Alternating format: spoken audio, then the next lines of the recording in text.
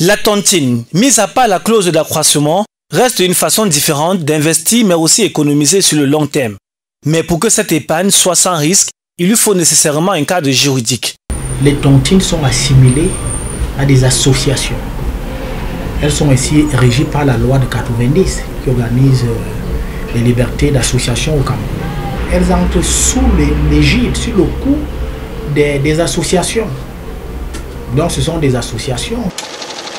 Dès lors, les multiples greffes régionalement observées avec en tête les filouteries, les détournements, les refus de cotiser deviennent directement des infractions. Dans ce cas, un membre de la cotisation qui n'entre pas dans ces fonds est en mesure de recourir à la justice, tout comme la cotisation peut porter plainte à un membre devenu indélicat. L'association est formellement, je vais dire légalement créée, elle a la personnalité juridique. Ça veut dire qu'elle peut rester en justice, elle peut être demanderesse en justice, elle peut se plaindre en justice, elle peut aussi être, on peut la poursuivre également, elle peut être défenderesse. Alors, pour les associations qui sont régulièrement constituées, alors elles peuvent rester en justice.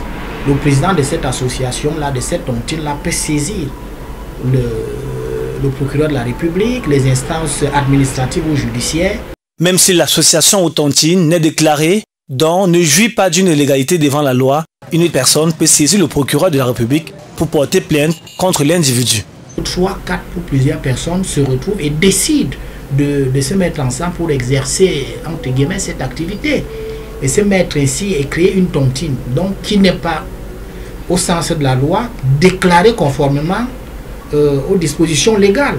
Lorsqu'il arrive donc dans le flux financier, dans l'interaction financière que les membres de cette association, de fait ou de droit, il advienne que quelqu'un, comme on dit vulgairement, bouffe, c'est-à-dire perçoivent les cotisations et font dans la nature.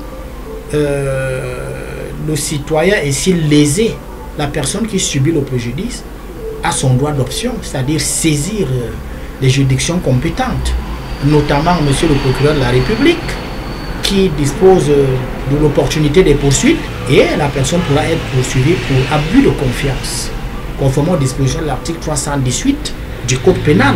Les petits malins qui profitent de l'argent des adhérents doivent faire gaffe, qu'ils soient dans les tontines légales ou pas, ils peuvent faire l'objet de poursuites judiciaires.